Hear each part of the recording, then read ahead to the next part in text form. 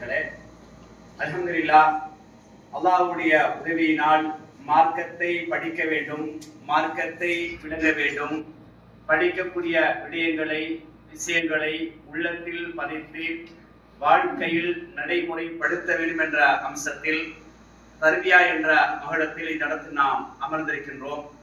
எந்த நோக்கத்திற்காக வேண்டி இந்த நிகழ்ச்சிகள் ஏற்பாடு செய்யப்பட்டனவோ அதை அல்லாஹ் தஆலா புரிந்து கொண்டு இந்த நிகழ்ச்சியில் பேசக்கூடிய கேட்கக்கூடிய ஒவ்வொன்றையும் நமது வாழ்க்கையில் நடைமுறைப்படுத்தக்கூடிய பாக்கியத்தை அல்லாஹ் தஆலா எனக்கும் உங்களுக்கும் தந்தருவானாக என்று பிரார்த்தனை செய்தவனாக, கண்ணியத்திற்குரியவர்களே, அல்லாஹ்வை நாம் சந்தோஷப்படுத்துவோம் என்ற ஒரு முக்கியமான தகவல், ஒரு செய்தி. அல்லாஹ்வை நாம் எப்படி சந்தோஷப்படுத்துவது என்பதைத்தான் இந்த குறிப்பிட்ட நேரத்தில் சில நிகழ்வுகளை எடுத்துக்காட்டி நாமும் அவ்வழி சென்றால் நிச்சயமாக நாம் அல்லாஹ்வை சந்தோஷப்படுத்த முடியும் என்பதைத்தான் இந்த தர்பியான ஊடாக உங்களுடைய சிந்தனைக்கு நான் முன்வைக்க இருக்கின்றேன்.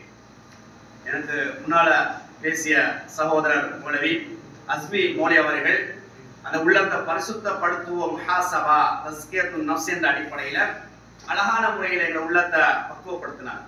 பொதுவாக எதுவாக இருந்தாலும் இந்த நிகழ்ச்சியுடைய ஆரம்பமே ஒரு அழகாகத்தான் இருக்கு. இந்த ஏட்ட தலைப்பு முதலாவது போட்டு அவரோட தலைப்பு இரண்டாவது போட்டாலும் கூட அவன் முதலாவது உள்ளத்தை பக்குவப்படுத்துவதான் சரி என்ற அடிப்படையில அந்த தலைப்பை தெரிவு செய்து அவரை எப்படி நமது உள்ளத்தை பரிசுத்தப்படுத்துவது, தூய்மைப்படுத்துவது. ஏன்னா நம்ம அடுத்து ஒரு இடத்துல பயிர் செய்ய போறோம்னு சொன்னால் முதல்ல அந்த இடத்தை நம்ம என்ன செய்யணும், சுத்தப்படுத்தணும், பதப்படுத்தணும். அந்த அப்படி பதப்படுத்தி நம்ம விவசாயத்திற்காக வேண்டி தானியங்களை தூவோம் என்று சொன்னால் வளர்ந்து வரக்கூடிய அந்த பயிர்கள் எங்களுக்கு பயனுள்ளதாக இருக்கு. அப்படி பயிர்கள் வளரக்கூடிய நேரத்தில் இடையிடையே வளரக்கூடிய களைகளையும் அடிக்கடி கலைந்து கொண்டே இருக்க வேண்டும். அதைத்தான் அவர் எடுத்து காட்டினார். மனிதன் அடிப்படையில எவ்வளவுதான் நாம் நஃப்ஸை சுத்தப்படுத்தினாலும் இடையிடையே ஷைத்தான் வந்து கொண்டுதான் இருப்பான். இடையிடையே ஷைத்தான் வந்து படையிலுமான வஸ்வாசங்களை ஏற்படுத்தி பாவங்கள் பக்கம் தூண்டிக்கொண்டே இருப்பான். கலைகள் களையப்பட்டு கொண்டே இருக்க வேண்டும். அதற்கான ஒரு அமைப்பு தான் இந்த காலம். அடிக்கடி உங்களை ஏன் வர சொல்றாங்கண்டா, அடிக்கடி வந்து கொஞ்சம் உட்காருங்க, ஒரு குறிப்பிட்ட மணித்தியாலங்கள் உட்கார்ந்து இந்த உபதேசத்தை கேளுங்கள் என்று ஏன் உங்களுக்கு வழிகாட்டப்படுகிறது என்று சொன்னால் அடிக்கடி இந்த உள்ளம் மார்க்கத்தோடு தொடர்பாக இருக்க வேண்டும். அதற்கு இந்த விக்ராத் அன்பல் மூமினி உபதேசம் செய்யுங்கள், அந்த உபதேசம் மூமின்களுக்கு பயன் தரும். அடிக்கடி என்ன செய்யணும், இந்த உள்ளத்தை இந்த மார்க்கத்தோட ரெண்டரை இணைத்துக் கொண்டால்தான், பயணித்துக் கொண்டு போனால்தான் உண்மை நாங்கள் வெற்றி பெற முடியும் என்ற அழகான முதலாவது ஒரு பகுதியை நீங்க கேட்டீங்க. உள்ளம் பரிசுத்தமாயிருச்சு. ஒரு அளவுக்கு அந்த உபதேசத்தினூடாக என்னை நான் இப்படித்தான் அமைத்துக் கொள்ள வேண்டும் என்ற ஒரு களம் உடைய உள்ளத்துக்கு வந்துருச்சு. அதுக்கு அடுத்ததான் நாம் என்ன செய்ய வேண்டும் என்ற அடிப்படையில் தான் அல்லாஹ்வை நாம் சந்தோஷப்படுத்துவோம். அல்லாஹ் குர்ஆன் நினைவுபடுத்துகின்றான், பதுக்குருனி அதுக்குரு, என்னை நினையுங்கள், நான் உங்களை நினைக்கின்றேன். பாருங்க, அல்லாஹ் தஆலா முதலாவது என்ன எதிர்பார்க்கிறான்னா, முதலாவது நீங்க என்ன நினைக்கிறீங்க, நான் உங்களை நினைக்கிறேன். இன்னைக்கு அதிகமான மக்களுடைய நிலைப்பாட்டை எடுத்து பாருங்க. எங்களுக்கு ஒரு கஷ்டம், எங்களுக்கு ஒரு பிரச்சனை, எங்களுக்கு ஒரு நெருக்கடி, எங்களுக்கு ஒரு இக்கட்டான நிலைமையில்தான் யா அல்லாஹ் அப்படின்னு கையேறும். அன்றைக்கு நம்ம தஹஜ்ஜுக்கு எழுவோம், அன்றைக்கு நம்ம என்ன செய்யறோம், சுன்னத்துகளை பேணுறோம், அன்றைக்கு சதகாக்களை செய்யறோம். காரணம், எனக்கு ஒரு பிரச்சனை வரணும்னு அல்லாஹ் நினைக்கிறேன். அதனால அப்படியே எதிர்பார்க்கிறேன். அல்லாஹ் என்ன சொல்றாங்கன்னா, நீ என்னை நினை, நான் உன்னை நினைக்கின்றேன். இதுதான் நபிமார்கள் காட்டிய வழிமுறை, அல்லாஹ்வுடைய தூதர் காட்டிய வழிமுறை. ஆகவே அடிக்கடி அல்லாஹ்வை நினைத்துக் கொண்டிருக்கக்கூடிய நேரத்தில் அல்லாஹ் நிச்சயமாக இவரை கைவிட மாட்டான். மூளைவர்கள் சொன்னதை போன்று, நான் ஜகாத்தை விடயத்தில் சரியாக இருந்தேன், அல்லாஹ் என்னை கைவிடவில்லை. அவருக்கு ஒரு ஆபத்து வருது, அவருக்கு ஒரு பிரச்சனை வருது, ஆனால் அல்லாஹ் அந்த பிரச்சனை எப்படி திசை திருப்புறான் பாருங்க. அடியான் என்னை நினைத்தான், அவருடைய பொருளாதாரத்திலிருந்து அந்த ஜகாத்தை கொடுப்பதன் மூலமாக அடியான் என்னை நினைத்தான், நான் இப்ப நினைக்கிறேன். அந்த வசனம், அதுக்குருக்கும் என்னை நினையுங்கள், நான் உங்களை நினைக்கின்றேன். அன்புக்குரியவர்களே, சந்தர்ப்பத்திற்கு சூழ்நிலைக்கு எங்களுடைய சுயநலத்துக்காக வேண்டி அல்லாஹ் நினைக்க கூடாது. பொதுவாக நாம் எப்போதும் அல்லாஹ் நினைத்துக் கொண்டே இருக்க வேண்டும். எங்கள்கிட்ட இருக்குதோ இல்லையோ அல்லாஹ் நினைத்துக் கொண்டிருக்கக்கூடிய நேரத்துல அந்த நினைப்பே மனநிறைவாக இருக்கும். அல்லாஹ்வை நினைப்பதில் உள்ளங்கள் நிம்மதி பெறும். பெரிய பெரிய வீடு, பெரிய பெரிய வாகனம், பெரிய பெரிய வசதி வாய்ப்புகள், உல்லாசமான வாழ்க்கை, இதெல்லாம் நிம்மதியை தரவே தராது. அதெல்லாம் பிரச்சனை. அல்லாஹ்வுடைய நியமத்து தான் சரியாக பயன்படுத்தினால் அது நிகமத்தாக இருக்கும். நாம் சரியாக பயன்படுத்தாவிட்டால் நிகமத்தாக மாறி எங்களுக்கு அது பாரமாக மாறிவிடும். ஆக இருக்குதோ இல்லையோ, நான் அல்லாஹ்வை நினைத்தால் உலகமே என் காதுக்கு வந்து. ரசூலுல்லாஹ் சொல்றாங்க, ரகாயத்துல் ஃபஜ்ரி கைரு மினத் துன்யா வமா ஃபீஹா. ஃபஜ்ருடைய 2 ரக்காத் சுன்னத் இருக்குதா, அந்த 2 ரக்காத் சுன்னத்தை நீங்க தொழுதீங்கன்னா இந்த உலகத்துல என்னென்ன இருக்குதோ அதெல்லாம் உங்களுக்கு கிடைச்சிருச்சு. இந்த உலகமே கிடைச்சிருச்சுங்க. சும்மா ஒரு சின்ன இடத்துக்காக என்ன செய்யணும், நீண்ட காலம் உழைக்கிறோம். இப்படி சரி ஒரு பெரிய இடத்தை எடுக்கணும், நான் பெரிய பில்டிங் அடிக்கணும். என்ன சொல்றாங்கன்னா உலகமே உங்களோட காலைக்கு உலகமே உனக்கு கிடைச்சிருச்சு. எதன் ஊடாக? அல்லாஹ்வை நினைப்பதன் ஊடாக. அது என்ன நினைப்பு? ஃபஜ்ருடைய 2 ரக்காத் சுன்னத்தை தொழு, உனக்கு உலகமே உன் காலுக்கு வந்துருச்சு. இப்படித்தான் அமல்களை நாம் நடைமுறைப்படுத்த வேண்டும். இப்படித்தான் அமல்களை செய்த நேரத்தில் உள்ளம் நிறைந்ததாக இருக்கும். இப்படி நாங்கள் அமல் ரீதியாக அல்லாஹ்வை நினைக்கும் பொழுது, அல்லாஹ்வை சந்தோஷப்படுத்தக்கூடிய இடத்துல அல்லாஹ் என்ன செய்வான்? எங்களை சந்தோஷப்படுத்துவான் என்பதை தான் அல்லாஹ்வுடைய தூதர் அவர்கள் நல்லறங்கள் என்ற அடிப்படையில், அதில் குறிப்பாக பிறருடைய விடயத்தில் பிறருக்கு நாங்கள் நனவுகள் செய்யும் பொழுது அதை பார்த்து அல்லாஹ் உச்சக்கட்டம் என்ன செய்கின்றான்? சந்தோஷம் அடைகின்றான் என்ற தகவல். அதே போல நபி அவங்க சொல்றாங்க, ஆனா இந்த வன்னி அப்தி, என்னை பற்றி அடியான் எப்படி நினைக்கின்றானோ, அல்லாஹ் சொல்றான், என்னை பற்றி அடியான் எப்படி நினைக்கின்றானோ நான் அவனுடன் இருக்கின்றேன். ஹைஸ் எதிர்க்கிறோனி, அவன் எப்படி என்னை நினைவு கூறுகின்றானோ, எப்படி என்னை நினைக்கின்றானோ அப்படி நான் அவனுடன் இருக்கின்றேன். அழகான தகவலை பாருங்க. இப்ப நம்ம அல்லாஹ் என்ன நினைக்கிறோம்? அல்லாஹ் நிச்சயமா என்னை பாதுகாப்பான் நினைச்சா அல்லாஹ் என்னை பாதுகாப்பான். அல்லாஹ் நிச்சயமாக இந்த நோயை குணப்படுத்துவாங்க, அல்லாஹ் குணப்படுத்துவான். இந்த நோயா சரி வராது, இந்த நோயை எத்தனை பேர் மௌத்தா போயிட்டாங்க, இது சரி வராது, இது கிடைக்காது, எனக்கு இந்த வீடா, எனக்கு இந்த வீடை கட்ட முடியாது, எனக்கு இந்த வாகனத்தை வாங்க முடியாது அப்படின்னா நம்ம அல்லாஹ்வை குறைச்சி மதிப்போம். அல்லாஹ்வை குறைச்சி மதிப்போம். ஏன் அறிவை வச்சு, நான் எடுக்கிற சம்பளத்தை வச்சு எனக்கு முடியாது, அல்லது என்னுடைய ஆரோக்கியத்தை வச்சு, என்ன நோயை வச்சு என்ன செய்யறோம், எல்லாம் இதை வச்சு தான் பேசுறோம். என்ன சொல்றாங்கன்னா, நீ அல்லாஹ்வை எப்படி நினைக்கின்ற, அல்லாஹ்வுக்கு முடியும் என்னை ஒரு கோடீஸ்வரர் மாற்றுவதற்கு, அல்லாஹ்வுக்கு முடியும் என்னை ஒரு லட்சாதிபதியாக மாற்றுவதற்கு, அல்லாஹ்வுக்கு முடியும் எனக்கு ஒரு பெரிய வீட்டை தருவதற்கு, அல்லாஹ்வுக்கு முடியும் எனக்கு ஒரு பெரிய வாகனத்தை தருவதற்கு. அப்படி ரசூல் நம்பிக்கை சொல்றாங்க. அப்படி நீங்க எண்ணுங்க.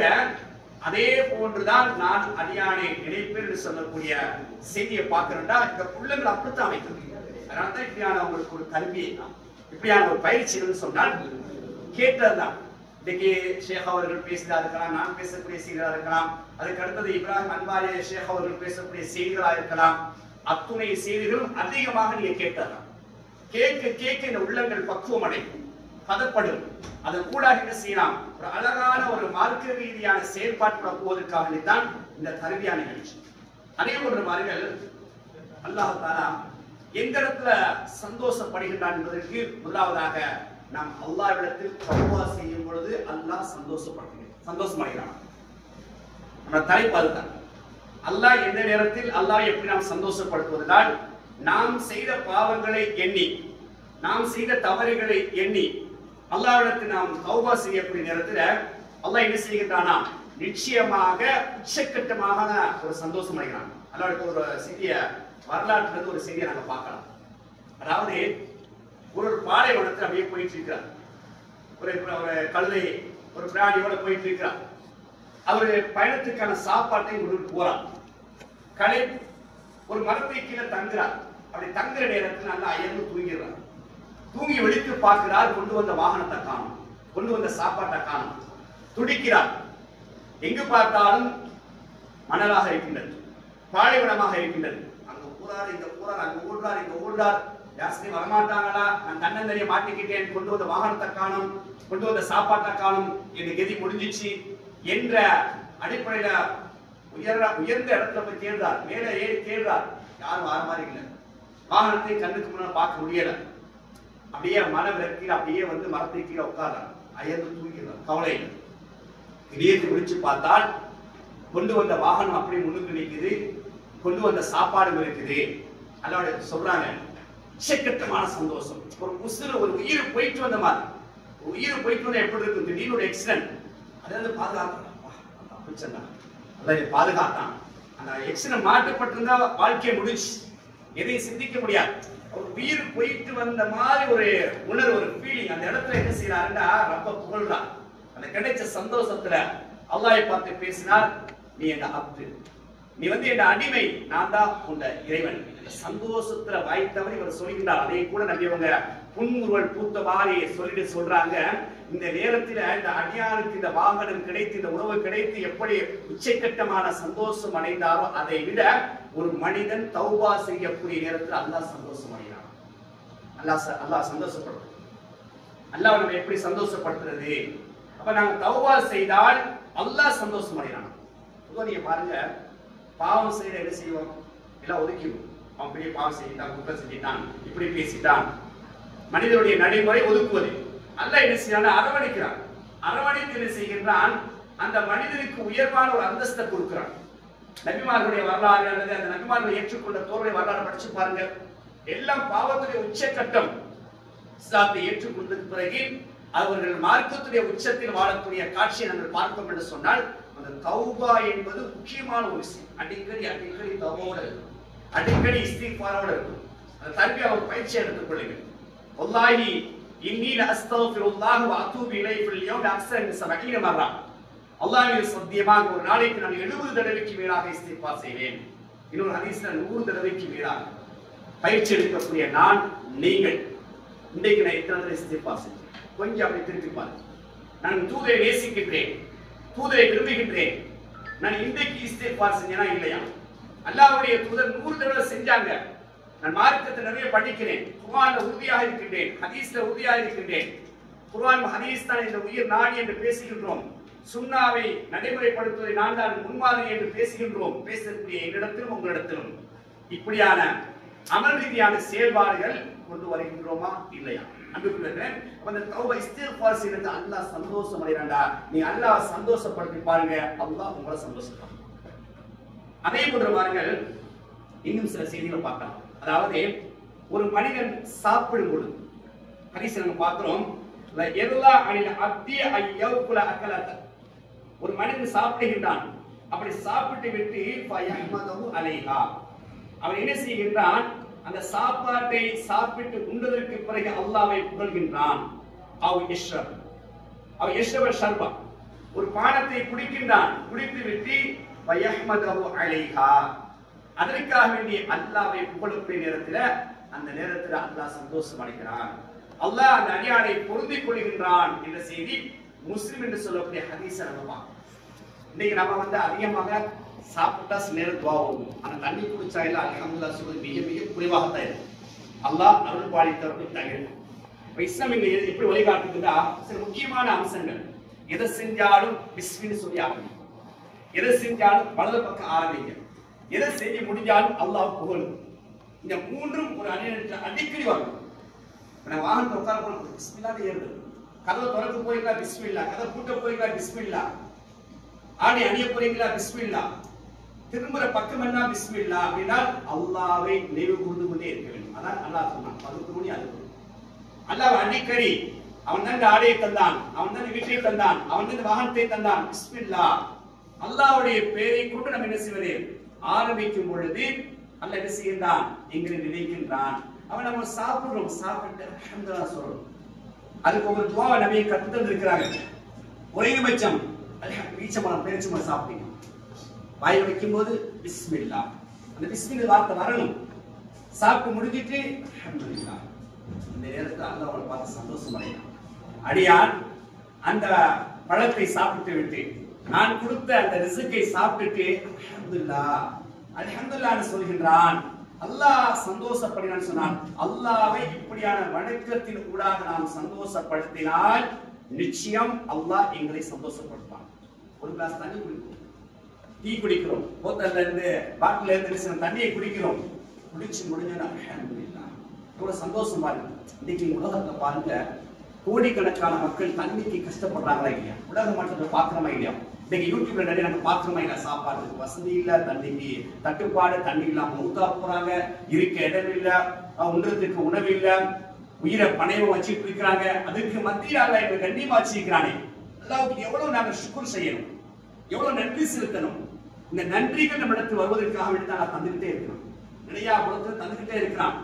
அந்த தந்ததுக்கு நன்றி செலுத்துவதற்கான தண்ணியை குடிக்கிறோமா, குடிச்சு முடிக்கிறதோடு அந்த மூச்சு எப்படி வெளிவரும்னு சொன்னால் அல்ஹம்துலில்லாஹ் வாயிலே நீங்க சொல்லி பாருங்க.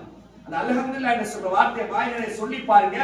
உங்களுக்குள் ஒரு சந்தோஷம் வரும், உங்களுக்குள் ஒரு மகிழ்ச்சி வரும். அப்படின்னு சொன்னால் அல்லாஹ்வை நீங்கள் சந்தோஷப்படுத்தினால் நிச்சயமாக அல்லாஹ் உங்களை சந்தோஷப்படுத்துவார். அதே போன்று பாருங்கள், அல்லாஹ்வுடைய தூதர் அவர்கள் இன்னொரு செய்தியை சொல்றாங்க. ஒரு ஆடு மேய்க்கக்கூடிய ஒரு இடையர், அந்த ஆடு மேய்க்கக்கூடியவர் தனது ஆடுகளை ஊற்றிக்கொண்டு என்ன செய்கிறார், மேய்ச்சலுக்காக ஒரு மலை அடிவாரத்துக்கு போறார். அப்படி மலை அடிவாரத்துக்கு போற நேரத்துல தொழுகை நேரம் வந்துருச்சு. தொழுகை நேரம் வந்து சொல்றாங்க, அவர் அதான் சொல்லி அந்த இடத்துல தொழுதால் அவரை பார்த்து அல்லாஹ் சந்தோஷம் அடைகிறான். பாருங்க, அந்த தொழுகை என்பது உங்களுக்கு ஏற்கனவே சொல்லப்பட்டுச்சு.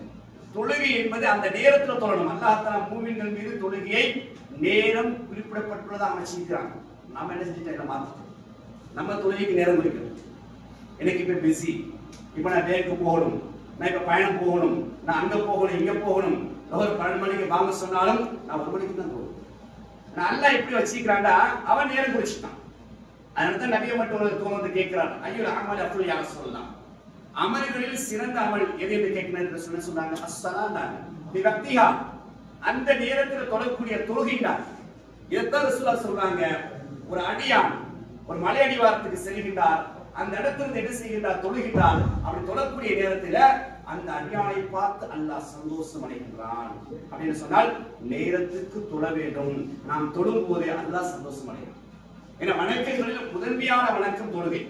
சில ஹதீஸ் நீங்க பார்க்கலாம், மறுமை நாள் அல்லாஹ் தஆலா வந்து முதல் விசாரணை அமல் என்ற அடிப்படையில் தொழுகை. அப்ப இந்த தொழுகையை பற்றி அல்லாஹ் விசாரிப்பான்னு சொன்னால் இந்த தொழுகை விஷயத்துல எவ்வளவு கவனம் செலுத்தி இருக்கிறேன். இந்த தொழுகையின் ஊடாகத்தான் என்ன செய்கின்றான், எனக்கு எல்லாத்தையும் தான் அல்லாஹ் என்ன சொல்கிறான், வஸ்தஈனு பிஸ்ஸப்ரி வஸ்ஸலாத். தொழுகையின் மூலமாகவும் பொறுமையின் மூலமாகவும் அல்லாஹ்ட்ட உதவி கேளு. எனக்கு தேவையா இல்லையா, எனக்கு நிறைய தேவையுடையவா தான் எல்லாரும் இருக்கோம், நானாக இருந்தாலும் சரி நீங்களா இருந்தாலும் சரி. அல்லாஹ் என்ன சொல்றான்டா, தொழுகைக்குள்ள போங்க, தொழுகைக்குள்ள போய் கேளுங்க. தொழுகை என்பது முழுக்க முழுக்க ஒரு பிரார்த்தனை. இங்க பாருங்க, அல்ஹம்துலில்லாஹ் ரப்பில் ஆலமீன்ல இருந்து சலாம் கொடுக்கிற வரைக்கும் நீங்க பட்டியல் போட்டீங்கன்னா அத்தனையும் அதிகமாக தோன்றும். நீங்க அந்த அல்ஹம்துலில்லாஹ் ரப்பில் ஆலமீன் பொருள் எடுத்து பாருங்க. எல்லா புகழும் அல்லாஹ்வுக்கு, அளவற்ற அருளாளன், நிகரற்ற அன்புடையவன், மறுமை நாளில் அதிபதி, உன்னை வணங்குகின்றோம், உன்னிடத்திலே உதவி தேடுகின்றோம், எங்களுக்கு நேரான வழியை காட்டுவாயாக. யாரெல்லாம் வழி தவறி சென்றார்களோ, யாரெல்லாம் ஒரு கோபத்துக்கு ஆளானார்களோ அவருக்கு பாதுகாப்பு. ஒருவா என்ன கேட்கிறோம், துவா தான் கேட்கிறோம். சூரா ஃபாத்திஹா முழுக்க முழுக்க துவா அல்லாஹ்ட்ட கேட்கிறோம். ருக்குல போய் கேட்கிறோம், துவா கேட்கிறோம். சமீலா லிமன் ஹமீதா சொல்லி துவா கேட்கிறோம். சய்யால போய் துவா கேட்கிறோம். அத்தியாயத்துல துவா கேட்கிறோம். சலாம் கொடுக்கிறோம். இதைத்தான் அல்லாஹ் குர்ஆன்ல சொல்றான், நீங்கள் தொழுகையின் ஊடாக அல்லாஹ்ட்ட செய்ய நீங்க உதவி தேடுங்க, பொறுமையின் மூலமாக உதவி தேடுங்க. எனக்கு கஷ்டம் வந்துருச்சு, பிரச்சனை வந்துருச்சு, அந்த இடத்துல முதல்ல இந்த பொறுமை இருக்கணும். அதை தொடர்ந்து தொழுக. அந்த தொழுகைக்குள்ள போய் யா ரப்பே என்று நான் கையேந்தும் பொழுது, சய்யால பேசும் பொழுது அல்லாஹ் என்ன செய்கின்றான், எனக்கான தேவை நிறைவேற்றி தருகின்றான். அதனாலதான் ரசூல் சொன்னாங்க, தொழுகையின் ஊடாக அல்லாஹ் உங்களை பார்த்து சந்தோஷம் அடைகின்றான். ஆக நாங்கள் தொழுவோம் என்று சொன்னால் அல்லாஹ் என்ன செய்கின்றான், சந்தோஷம் அடைகின்றான் என்ற தகவலை தான் அல்லாஹ்வுடைய தூதர் அவர்கள் நமக்கு சொல்லக்கூடிய செய்தியை பார்க்கணும்.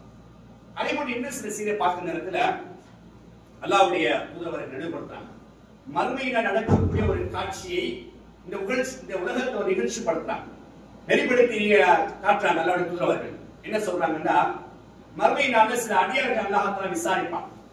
அப்படி விசாரிக்கும் நேரத்துல யா இப்னு ஆதம், ஆதமுடைய மகனே, மரில்து ஃபலம் தஹதுனி, நான் நோயாளியாக இருந்தேன், நான் நோய்வாய்ப்பட்டிருந்தேன், நீ என்னை வந்து சந்திக்கவில்லை, நோய் விசாரிக்கவில்லை. அந்த நேரத்துல கால யா ரப்பி, என் இறைவனே, என் ரப்பே, கைஃப அஊதுக, உன்னை நான் எப்படி நோய் விசாரணை செய்வது, வான்த ரப்புல் ஆலமீன், நீ தான் உலகத்தாருடைய ரட்சகனாயிடுச்சு, ரப்பாயிடுச்சு, நான் எப்படி உன்னை வந்து நோய் விசாரிப்பேன். ரப்பு என்ன சொல்றான், இந்த அடியான் நோயாளியாக இருந்தால் அவனை சென்று நீ நோய் விசாரிக்கவில்லை. பாருங்க, இஸ்லாமில் இருக்கு அழகான வழிகாட்டு. நிறைய செய்தி பார்க்கலாம்.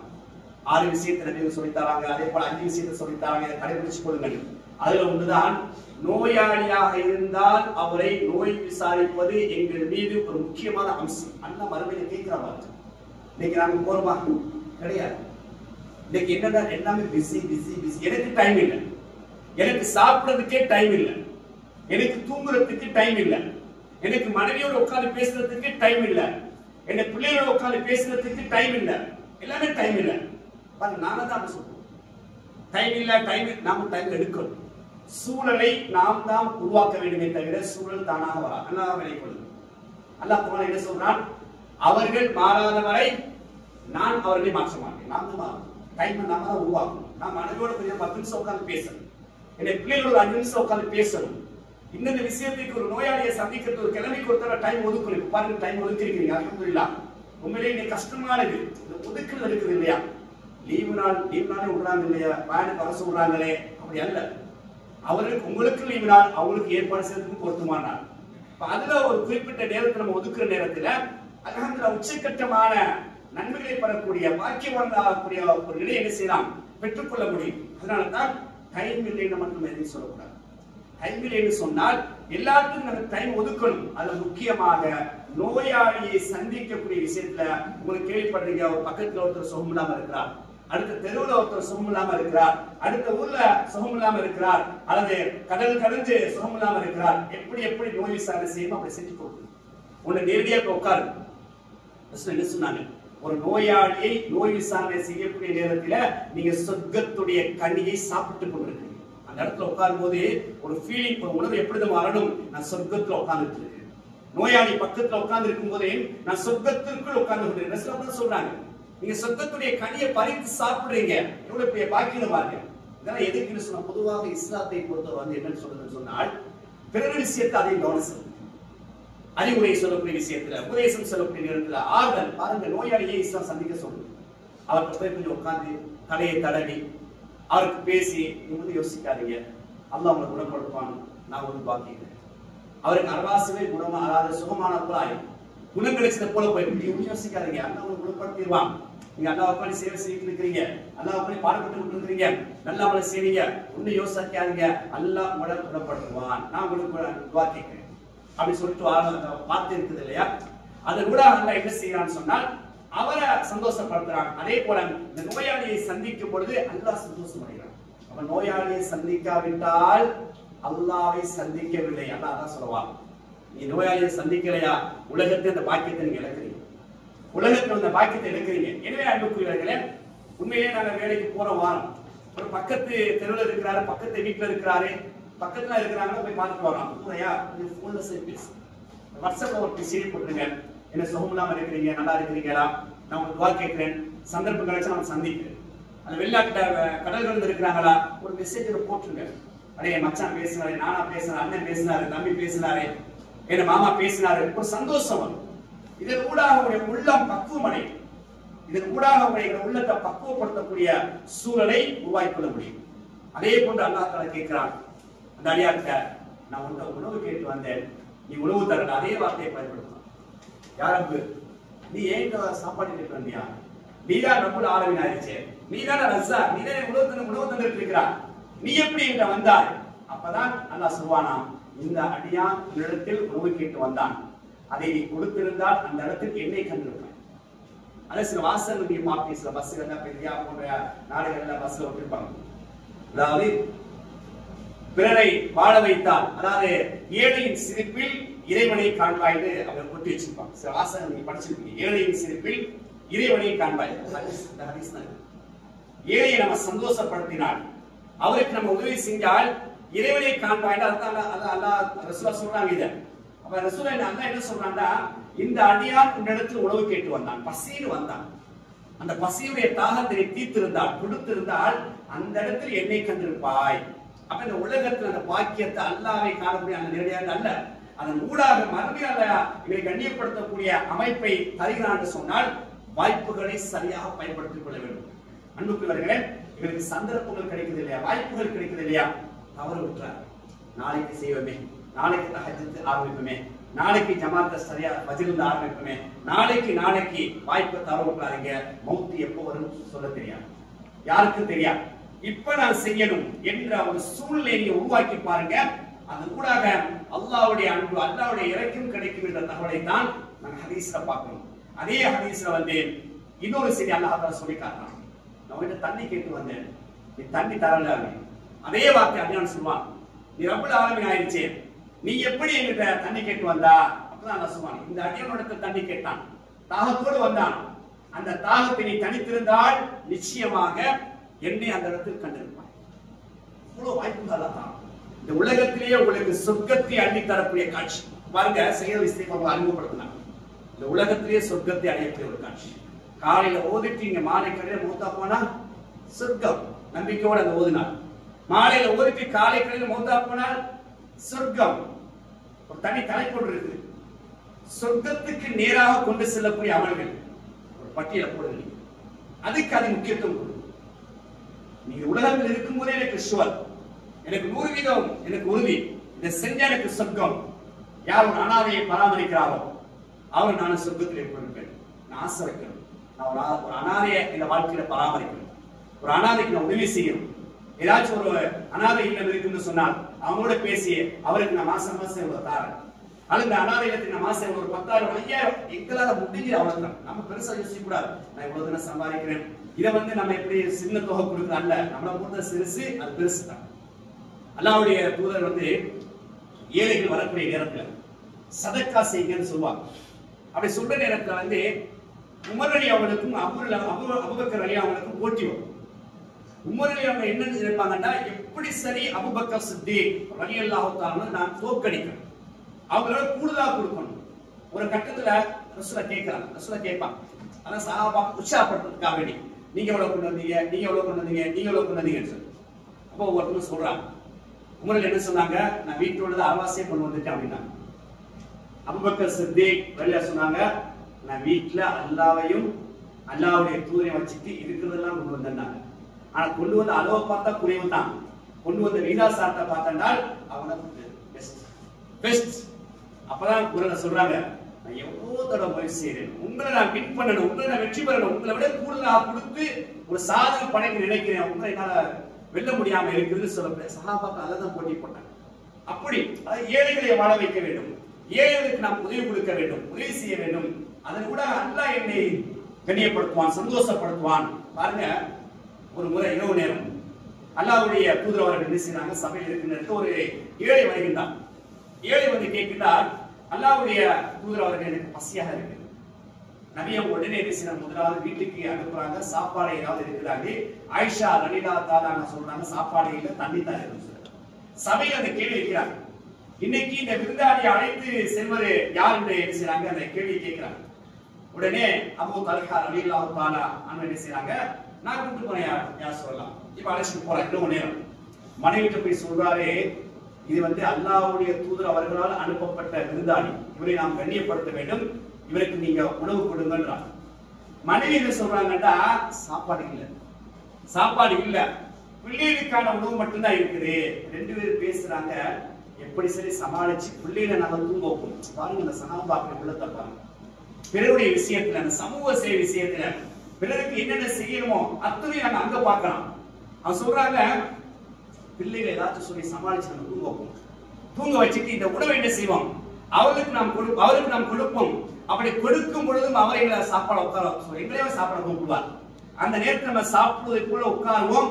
நீங்க அந்த விளக்க என்ன செஞ்சிருங்க, அணைச்சிருங்க, நூத்துருங்க, நாங்க எல்லாரும் சாப்பிடுற மாதிரி ஒரு பாவனை செஞ்சு கொள்வோம். அப்படியே அந்த காட்சி நடக்குது. அப்போது ஃபஜ்ர் தொழுகைக்கு அபூ தல்ஹா வாராங்க. இந்த இரவுல இந்த நிகழ்ச்சி நடந்துச்சு. அப்படி வார நேரத்துல அல்லாஹ்வுடைய தூதர் அவர்கள் பார்த்து சிரிக்கிறாங்க. இன்னும் யாரும் சொன்னாங்க, நீங்கள் இரண்டு பேரும் நடந்து கொண்ட அந்த காட்சியை பார்த்து அல்லாஹ் சந்தோஷம் அடைந்தான். அல்லாஹ் தஆலா ஆச்சரியம் அடைந்தான் என்று சொல்லக்கூடிய செய்தியை நாங்கள் ஹதீஸ்ல பார்க்கிறோம்னு சொன்னால், கண்ணியத்திற்குரியவர்களே, பிறரை வாழ வைத்தான். பிறருடைய விஷயத்தில் நாம் கவனம் செலுத்தினால் நிச்சயமாக அல்லாஹ் எங்களை சந்தோஷப்படுத்துவான். அது சம்பந்தமா ஒரு குர்ஆன் வசனத்துல இருக்காங்க. அந்த ரெண்டு பேரும் நடந்து கொண்ட ஒரு சம்பவத்தினூடாக 59வது அத்தியாயம் 9வது வசனம், வயூசிரூன அலா அன்ஃபுஸிஹிம் வலவ் கான பிஹிம், அவர்களுக்கும் தேவை இருந்து பாருங்க, அல்லாஹ் சொல்லக்கூடிய செய்தியை பாருங்க. அந்த நிகழ்ச்சிய கணவன் மனைவி நடந்து கொண்ட அந்த அற்புதமான காட்சியை அல்லாஹ் எப்படி சொல்றாங்க, விவரிக்கிறான்னு சொன்னால், அவர்களுக்கும் தேவை இருந்து அந்த நேரத்தில் என்ன செய்யறாங்க, தன்னை விட பிறருக்கு என்ன செய்யறாங்க, முற்படுத்தினார்கள். ஹசாசா, அவங்களுக்கு தேவை இருக்குது. ஆனா தன்னை விட என்ன செய்றாங்க, அவரை வாழ வைக்க வேண்டும், அவருக்கு கொடுக்க வேண்டும் என்ன செய்றாங்க, முற்படுத்தினார்கள். அவர்கள் வெற்றியாளர்கள் சொல்லக்கூடிய தகவலை குர்ஆன் நாங்க பார்க்கிறோம்னு சொன்னார். இதெல்லாம் எதுக்குன்னு சொன்னால், நாம் பிறரை வாழ வைப்போம் என்று சொன்னார், பிறருக்கு நாம் உதவி செய்வோம் என்று சொன்னார், பிறருடைய விஷயத்துல பங்களிப்பு செய்வோம் என்று சொன்னால் நிச்சயமாக அல்லாஹ் என்ன செய்கின்றார், எங்களை கண்ணியப்படுத்தலாம். பாருங்க, குர்ஆன் வசனத்தை இறக்கி அல்லாஹ் பேசுறாங்க. குர்ஆன் வசனத்தை இறக்கி இவர்கள் இப்படி நடந்து கொண்டார்கள், அவங்களுக்கு தேவை. ரசூலுல்லாஹ் சதக்கா பத்தி பேசுறது சொல்லுவாங்க. சதக்காக்கிறது எது உச்சக்கட்டமான சிறப்பு. ரசூலுல்லாஹ் ஒரு சஹாபி கேட்கிறாங்க. அப்போது ரசூலுல்லாஹ் சொல்றாங்க, தனக்கு தேவையாக இருந்து சதக்கா செய்றாங்க, அதுதான் சிறப்பு. எல்லாருக்கும் தேவை. என் கையில் உதாரணத்துக்கு ஒரு 10,000 ரூபாய் இருக்குது, நான் அதுல இருந்து ஒரு 500 ரூபாய் கொடுக்கறது இருக்குது, அதுதான் உச்சக்கட்டமான ஒரு சதக்கா. எனக்கு 10,000 தேவை இருக்கிற நேரத்துல, அந்த தேவை உள்ள நேரத்துல ஒரு அள்ளி கொடுக்கிறது இருக்குது, உச்சக்கட்டமான சிறப்பு என்று சொல்லக்கூடிய தகவல் நாங்க பார்க்கணும்னு சொன்னால், கண்ணியத்திற்குரியவர்களே, பிறருடைய விஷயத்தில் ரொம்ப நம்ம கவனம் செலுத்தணும்னு சொன்னால் அதை அல்லாஹ்வை சந்தோஷப்படுத்தக்கூடிய காட்சிகளாக அமையும் என்பதைத்தான் ஹதீஸில் நெடுக நாங்கள் பார்க்கலாம். அல்லாஹ்வுடைய சொல்றாங்க, பாதையில போறீங்க, நடந்து போறீங்க, பாதையில் மக்கள் நடமாடுவதற்கு போக்குவரத்துக்கு இடையூறாக ஏதாச்சும் ஒரு பொருள் இருக்குது, அதை அப்புறப்படுத்துங்க, ஒரு பாவம் அழிக்கப்படும், ஒரு நன்மை எழுதப்படும். இன்னொரு சரியை சொல்லி காட்டுறாங்க. ஒரு மனிதர் அப்படியே மனித காலத்து நடந்து வாரான். அப்படி நடந்து வர நேரத்தில் போக்குவரத்துக்கு இடையூறாக ஒரு மரக்கொப்பு கீழே உடைஞ்சு கிடக்கு. நன்றாக கவனிங்க. அவர் சும்மா எடுத்து அப்புறப்படுத்துறார். உடஞ்சி விழுந்தது ஒரு மரக்கிளை, மரக்கொப்பு. அதை அந்த இடத்துல செஞ்சாரு, போட்டாரே, மக்களுக்கு இடையூறாக இருக்கு, மனிதனுக்கு இடையூறா இருக்குது. சமூக சேவை என்ற அடிப்படையில் பிறருக்கு உதவி செய்ய வேண்டும் என்ற அடிப்படையில் அந்த கொப்படுத்து அப்புறப்படுத்தினார். என்ன சொல்றாங்க, அவர் சொர்க்கத்தில் நடமாடுவதை அல்லாஹ் எனக்கு காட்சிப்படுத்துகின்றார். சாதாரண ஒரு சின்ன விஷயம், அல்லாஹ்வுக்கு பெரிய விஷயம். அல்லாஹ்வுடைய பார்வை பெருசு, எங்களுக்கு ஒரு சாதாரணம். அந்த நபிகள் சொல்றாங்க, நீங்க பாதையில நடந்து சில நேரத்தில் ஏதாவது ஒரு இடையூறு தரக்கூடிய ஒரு பொருளை பிராணியை பார்த்துட்டீங்க, எனக்கு என்ன, அது போயிடக்கூடாது, அதை கடந்து போயிடக்கூடாது. கடக்கிறதுக்கு முன்னாடி அந்த ஹதீஸ் கண்ணுக்கு முன்னால வரணும். தூதர் சொன்னாங்க, நான் தூதர் நேசிக்கிறேன். அந்த தூதர் சொன்னாங்க, இதை எடுத்து அப்புறப்படுத்தினால் எனக்கு பாவம் அளிக்கப்படும், நன்மை கிடைக்கும், உச்சக்கட்டமாக சொர்க்கம் தான். நீங்க போறீங்க, போயிட்டு ஒரு குழி இருக்கு, கடந்து போயிடாது. அந்த குழியை கொஞ்சம் மூடிடுவோமே. சில நேரங்கள் இந்த ஏரியாவில் இல்லாதவங்க, இந்த பகுதி இல்லாதவங்க வேகமா பைக்கில் வந்தாங்க, சைக்கிள்ல வந்தாங்க, வாகனத்துல வந்தாங்கன்னா அப்படியே தூக்கி விட்டு அப்படியே என்ன செஞ்சிருவாங்க, ஏதாச்சும் விபத்துக்கு நடந்து விடலாம். ஆகவே இந்த குழியை நாம் கொஞ்சம் மூடுங்கண்டா. யாருக்கு நீங்க மூடுறீங்க, பிறர் பாதிக்கப்பட்டு விடக்கூடாது. பிறர் நலன் நீங்க என்ன செய்வீங்க, நான் நீங்க விரும்புறீங்க, அதுக்காக என்ன செய்வீங்கன்னு சொன்னால் அந்த குழியை நீங்க மூடும் பொழுது அல்லாஹ் என்ன செய்கின்றான், உங்களை பார்த்து சந்தோஷம் அடைகின்றான். தொடர்ந்து நிறைய விஷயங்கள் சொல்றாங்க. நீங்க பாதையில போயிட்டு இருக்கிறீங்க, பாதை தெரியாம ஒருத்தர் தடுமாறிட்டு இருக்கிறார், எனக்கு என்னன்னு கடந்து போயிடாரு. அவர்கிட்ட எந்த உங்களுக்கு அந்த பாதை தெரியும் சொன்னால் அவருக்கு அந்த வழிகாட்டுங்க, அல்லாஹ் உங்களை சந்தோஷப்படுத்துவான். அல்லது ஒரு வாகனத்தில் ஏற முடியாம தவிச்சிட்டு இருக்கிறார், கஷ்டப்படுத்துறார், கஷ்டத்தோடு இருக்கிறார், வாகனத்தை ஏற்றி விடுங்க, அதுக்கு அல்லாஹ் உங்களை பாவங்களை மன்னிச்சு அல்லாஹ் உங்களை சந்தோஷப்படுத்துவான். அல்லது நீங்க போயிட்டு இருக்கிறீங்க, உங்களுக்கு தெரிஞ்ச ஒரு ஆள் போயிட்டு இருக்கிறேன், அப்படியே பார்த்துட்டு பார்க்காம போயிடாது, இவரை என்ன வாகனத்தை ஏற்றுறதா, இவரை ஏற்ற பரவாயில்ல மாற்றி சொல்லிட்டு வருவார், அல்ல இவரை ஏற்ற கிரேட் என்ன ஆகும் அப்படி நினைக்காதீங்க, கடந்து போயிடாதீங்க. அவர் நீங்க வாகனத்தில் ஏறி கொஞ்சம் போற வழியில இறக்கி விட்டுட்டு போங்க, அல்லாஹ் உங்களை சந்தோஷப்படுத்துவான், உங்களை பாவனை மன்னிச்சு உங்களை சந்தோஷப்படுத்துவான். அப்படி நிறைய ஒரு பட்டியலை போடணும். ஸல்லல்லாஹு அலைஹி வஸல்லம் எல்லாம் பிறர் நலன் பெறுது, பிறருக்கு உதவி செய்யறது, இயலாதவர்களுக்கு என்ன செய்வது, நமது பங்களிப்பை நாம் செய்வோம் என்று சொன்னால் நிச்சயமாக நம்ம பாக்கியசாலி. இன்னைக்கு நிறைய நாங்கள் பார்க்கணும், எல்லாம் கவனியமா இருக்கும். எங்களோட தெருவிலே குடியிருந்தா கண்டுகொள்வது, மாறி மாறி பேசிக்கோங்க, அரசாங்கம் என்ன செய்யலாம் அவனை பார்த்து பேசுவோம், அவங்க செய்யாத வேறு விஷயம். ஏண்ட பொறுப்பு, ஏண்ட திரு, ஏண்ட வீட்டுக்கு முன்னால ரோடு போகுது, பாதை போகுது, நாங்க எல்லாம் ஒன்று செய்யறோம், 10 பேர் சேர்ந்து இந்த குடிகளை எல்லாம் என்ன செய்ய மூடிவோமே, அதெல்லாம் செய்யலாம். அரசாங்கம் செய்யறது இரண்டாவது, அல்லாஹ்வுடைய தூதர் எனக்கு அழகான வழிகாட்டி இருக்கிறார், அவனுக்கு அல்லாஹ் சந்தோஷப்படும், குண்டு முடியுமா இருக்குது, மேடு பள்ளமா இருக்குது, சமப்படுத்துவோமே. எவ்வளவு போகுது, எவ்வளவோ செலவழிக்கிறோம், வீட்டை உடைச்சு கட்டுறோம், பாத்ரூம் உடைச்சு கட்டுறோம், வாகனத்தை அடிக்கடி மாத்துறோம். ஏன் இந்த சமூக சேவை அடிப்படையில் கொஞ்சம் அதுக்காக நாம் செலவழிக்க கூடாது, அதுக்காக நம்ம உதவி செய்யக்கூடாது, அப்படி ஒரு பங்களிப்பு செய்யணும். இன்னைக்கு நிறைய ஊர்களில் பார்த்தோம்னு சொன்னா நானா இருப்பேன், நீங்க பக்கத்து வீட்டுல கூட எட்டி பார்க்கறது இல்லை, பக்கத்து வீட்டுல யார் வாழ்றான்னு கூட தெரியாது, என்ன நடந்தாலும் தெரியாது. அப்படி ஒரு ஒரு விரக்தியில நாம் போகக்கூடிய காலம் இருக்குது. காரணம் என்னன்னு சொன்னால் மார்க்கத்துடைய தொடர்பு தூரமாக போடுது. மார்க்கத்துடைய விஷயங்கள் தூரமாகக்கூடிய நேரத்தில் என்ன நடக்குதுன்னு சொன்னால் இப்படியான விஷயங்களை விட்டும் அல்லாஹ் எங்களை தூரப்படுத்துறான். இது அன்புக்குரியவர்களே, பிறருடைய விஷயத்தில் நம்ம அதிகமாக கவனம் செலுத்தினால் நிச்சயமாக அல்லாஹ் எங்களுக்கு என்ன செய்வான்? உச்சக்கட்டமான நன்மை, அதையும் தாண்டி அல்லாஹ்வுடைய சந்தோஷம் எங்களுக்கு கிடைக்கும் என்பதைத்தான் வரலாறு நடிகர் நாங்கள் நிறைய சான்றுகளை பார்க்கலாம். அதே போல அன்புக்குரியவர்களே, அல்லாஹ் குர்ஆன்ல பேசுறான், தஆவனு அலல் பிர்ரி வத் தக்வா, நன்மையான காரியங்களில் இறையச்சம் உள்ள காரியங்களில் ஒருவருக்கொரு உதவியாக இருக்கும். இன்னமல் முஃமினூன இஹ்வா, நாங்கள் சகோதரர்கள், மூமின்கள் எல்லாம் சகோதரர்கள். நானாக இருக்கலாம், நீங்களா இருக்கலாம், உங்களுக்கு ஒரு வேற ஊர், ஏத ஒரு வேற ஊர், அல்லாஹ்வை ஏற்றுக்கொண்டிருக்கிறேன், நீங்கள் அல்லாஹ்வை ஏற்றுக்கொண்டிருக்கிறீர்கள், அல்லாஹ்வுடைய தூதருடைய வழியை நாம் ஏற்றுக்கொண்டிருக்கின்றோம், நீங்கள் ஏற்றுக்கொண்டிருக்கிறீர்கள். நாங்கள் யார்? சகோதரர்கள். சகோதரர்கள் பிரியக்கூடாது, பிரிந்து பிரிந்து என்ன செய்ய வாழக்கூடாது. அல்லாஹ் சொல்றான், அந்த பரலப்புரிய பிரிஞ்சிடாதீங்க, குர்ஆனை பலமா பற்றி பிடித்துக் கொள்ளுங்கள், பிரிஞ்சிடாதீங்க. அந்த பிரிவு என்ன செய்யும்?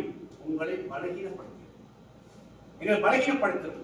அந்த அடிப்படையில பொதுவாக நாங்கள் முஸ்லிம்கள் சொல்லக்கூடிய இந்த ஏரியாவில் தான் நான் சொல்லுவேன், எங்களை நானாக இருக்கலாம், உங்களை நானாக இருக்கலாம், இந்த ஏரியாவில் கூட நிறைய பேர் இருக்கிறாங்களா, நம்ம அந்த சபைக்கு நான் போக மாட்டேன், இந்த சபைக்கு நான் போக மாட்டேன், இது அவரு, இது இவரு. எங்களுக்கு என்ன பக்குவம் வந்துச்சு? தஸ்கியத்து நஃப்ஸ், என்ன உள்ள இன்னும் பரிசுத்தம் அடையல. ஏதோ பயானம் கேட்கிறோம், போறோம், ஆனா மனசு இடம் கொடுக்குது.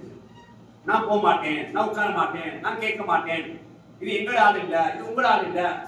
இப்படி பிரிவுகளும் பிளவுகளும் என்று சொன்னால் ஒரு இலக்கை நாம் அடைய முடியாது. ஏன்னா யூதர்களுக்கு நல்லா தெரியும், யூதர்களுக்கு நஸ்ரானிக்கு நல்லா தெரியும், எங்க வச்சா உங்க முன்னேற்றத்தை அடைய முடியாம அமைச்சு கொள்ளலாம், முன்னுக்கு கொண்டு போக முடியாம ஆக்கணும்னு சொன்னால் பிரிவுகளும் பிளவும். நீங்க பாருங்க, இன்னைக்கு நிறைய நாடுகளுக்கு பத்தி நீங்க பாருங்க, குறிப்பா முஸ்லிம்களுக்கு பத்தியில பாருங்க, ஒத்துமை.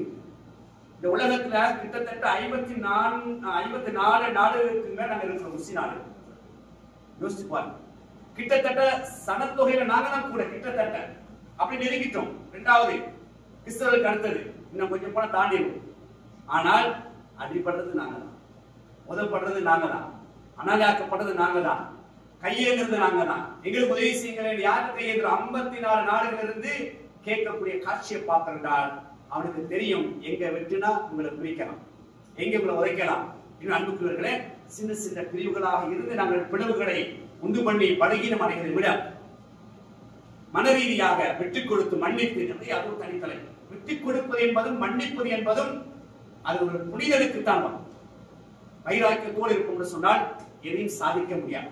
எனவே தஸ்கியத்து நஃப்ஸ் என்ற அடிப்படையில் உள்ளத்தை தூய்மைப்படுத்தி எனக்கு சந்தர்ப்பம் கிடைக்கும் போது எங்கெல்லாம் மார்க்கத்துடைய உபதேசங்கள் குர்ஆன் ஹதீஸ் முன்வைக்கப்படுகின்றதோ அந்த சபையில நான் உட்காருவேன், என் குடும்பத்தை நான் உட்கார வைப்பேன், 4 விஷயத்தை படிக்க வைப்பேன், அதன் மூலமாக சோனத்துக்கு அழைத்து செல்லக்கூடிய வழிகாட்டலை நான் கொடுப்பேன் என்ற அமைப்பினை அமைச்சு கொள்வோம். இறுதியாக அன்புக்குரியவர்களே, இந்த துஆ உங்களுக்கு தந்திருக்கிறான். நிறைய பேருக்கு பாடம் இருக்கும், சிலருக்கு பாடம் இருக்காது.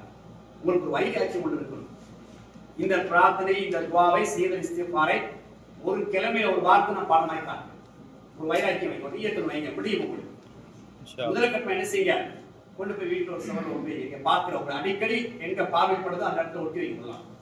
காலை நேரத்தில் பாடம் இல்லாத ஒன்றை பார்த்து ஓதுங்க, மாலை நேரத்தில் பார்த்து ஓதுங்க, அடிக்கடி ஓதுங்க. பொதுவாக நான் ஒரு வழிகாட்டுதல் சொல்றதுதான், சரி காலையில் ஒரு தடவை மாலை நேரத்தில் ஓதணும், அடிக்கடி சரியாக ஓதுங்க. ஏன்னா அது பாவ மன்னிப்புக்கு ஒரு தலையாக இருக்கக்கூடிய ஒரு இஸ்திக்பார். அடிக்கடி சையல் அல்லாஹ் அன்த ரப்பி லா இலாஹ இல்லா அன்த ஹலக்தனி, அல்லாஹ்ட்ட ஒப்படைங்க. அப்ப டெய்லி நீங்க ஓதுறீங்க, எல்லாத்துக்கும் அதிகமா ஓதுறீங்க, தாண்டு காலையில வரும், மாலையில வரும். அப்ப முதல்ல என்ன செய்யணும்? நீங்க இதை போட்டோவா பண்ணிக்கணும், போன்ல சுவர்ல இந்த பேப்பரை ஒட்டுங்க. இதை ஈஸியா பாடமாக்கலாம். ஒரே நேரத்தில் உட்காந்து பாடமாக்க உங்களுக்கு கஷ்டமா, ஒரு நாளைக்கு 2 வரையும் பாடமாக்கலாம். 2 வரை ஒரு நாட்கள் ஒரு கிழமையில சிம்பிளா பாடமாக்கலாம். உதாரணமாக தந்திருக்கிறாங்க, அல்லாஹும்ம அன்த ரப்பி லா இலாஹ இல்லா அன்த ஹலக்தனி. இதை ஒரு 5 டைம்ஸ் செல்சியை பார்த்து சொல்லுங்க. அல்லாஹும்ம அன்த ரப்பி லா இலாஹ இல்லா அன்த ஹலக்தனி, அல்லாஹும்ம அன்த ரப்பி லா இலாஹ இல்லா அன்த ஹலக்தனி. 5 பார்த்து சொல்லுங்க. இது பார்க்காம சொல்லி பாருங்க. ஃபர்ஸ்ட் உங்களுக்கு கொஞ்சம் சின்ன தடுமாற்றம், அல்லாஹும்ம அன்த ரப்பி லா அப்படி வரும். தடுமாறுறது பின்னுக்கு போயிடக்கூடாது, கலந்து போய்விடக்கூடாது. 2 தடவை 3 தடவை ட்ரை பண்றீங்க, டக்குன்னு வந்துடும். 5ஆவது 6ஆவது வந்துடும். அல்லாஹ் அன்த ரப்பி லா இலாஹ இல்லா அன்த ஹலக்தனி வந்துருச்சு. அல்ஹம்துலில்லாஹ். 2 வரையும் பாடமாக்கிட்டேன். அடுத்து ஆனா அப்துல் கவனான அகதிக்க அந்த குரானில சொல்லி பார்த்து சொல்றது, பார்க்காம சொல்றது. இப்ப ரெண்டையும் சேர்க்குது. அல்லாஹ் அன்த ரப்பி லா இலாஹ இல்லா அன்த ஹலக்தனி வ அன அப்துக வ அன அலா அஹ்திக. மாஷாஅல்லாஹ். முழுவதும் பாடமாக்கிட்டேன். இப்படி பாடமாக்கி பாருங்க. ஒன் பை ஒன் ஒன்று கொண்டு அடுத்தடுத்து நீ பாடமாக்கி பாருங்க. சிம்பிளா பாருங்க. இது மட்டுமல்ல, பொதுவாக நீ வரலாறு படிச்சு பார்த்தீங்கன்னா அன்றைய காலத்துல 30 வயசு 40 வயசு 50 வயசு 60 வயசு தான் இஸ்லாத்துக்கு வந்தாங்க. சஹாபாக்கள் மாறினாங்க. பொதுவான சிம்பிளா பாடமா எல்லாரும் ஹாஃபிலா இருந்தாங்க. நீ பாருங்க எப்படி முடிஞ்சு. நம்ம என்ன யோசிக்கணும், எனக்கு வயசு போயிடுச்சு, நான் என்ன செய்ய, நான் எப்படி பாடமாக்க, அப்படி எனக்கு முடியும் என்ற நம்பிக்கை கொள்வாங்க. குடும்பத்தோட எல்லாரும் பாடமா இருக்கணும். பிள்ளைகளுக்கு சொல்லுங்க, இந்த ஒரு கிழமை எனக்கு துவா பாடமாக்கலாம். வைஃப்க்கு சொல்லுங்க, ஒரு கிழமை பாடமாக்க, நானும் பாடமாக்குறேன். மாறி மாறி உட்காந்து கேளுங்க. பிள்ளைகிட்ட கேளுங்க, ஸ்கூலுக்கு நீ அனுப்புறீங்க தானே, பொம்பளை தலையை சீரிங்க தானே, சேவிங்ஸ் பாஸ் சொல்லிட்டே சொல்லுங்கம்மா. அம்மா பாடம் கேட்கணும். தலையை சீவும் போதே அந்த பிள்ளை சொல்லணும், அல்லாஹ் அந்த காலை ஓதுணுமே. ஸ்கூலுக்கு போறாங்க, அவன் வேலையோட வேலையா செய்யறது அல்லாஹ் மன் தரப்பு. அப்ப அந்த புள்ள ஒரு கிழமையில என்ன செய்யணும், டெய்லி அப்படியே பாடம் சொல்லக்கூடிய அமைப்பு வரும். அதே மகன்கிட்ட கேளுங்க, மனைவிட்ட கேளுங்க, நீங்களும் சொல்லுங்க. அப்ப அடிக்கடி என்ன செய்யணும், லேசா இது போல நிறைய துவாக்களை பாடமாக்கலாம். முக்கியமான துவாக்களை தெரிவு செய்யுங்கள். இப்படி பாடமாக்கினால் இலகுவாக அந்த பாடத்தை என்ன செய்யலாம், பாடமாக்கக்கூடிய சூழல் அல்லாஹ் தஆலா தருவான். எதையெல்லாம் மார்க்கமாக படித்தோமோ, கேட்டோமோ, விளங்கினோமோ அதையெல்லாம் உள்ளத்தில் நிறுத்தி வாழ்க்கை நடைமுறைப்படுத்துவதற்கும் கடைசி நேரத்தில் கடன் இல்லாத நிலையில் லா இலாஹ இல்லல்லாஹ் என்ற கலிமாவை சொன்ன அல்லாஹ் தஆலா நம் மன்னிக்க செய்வானாக. வாஹிரு தஅவானா அல்ஹம்துலில்லாஹி ரப்பில் ஆலமீன். அஸ்ஸலாமு அலைக்கும் வரஹ்மத்துல்லாஹி வபரகாத்துஹு.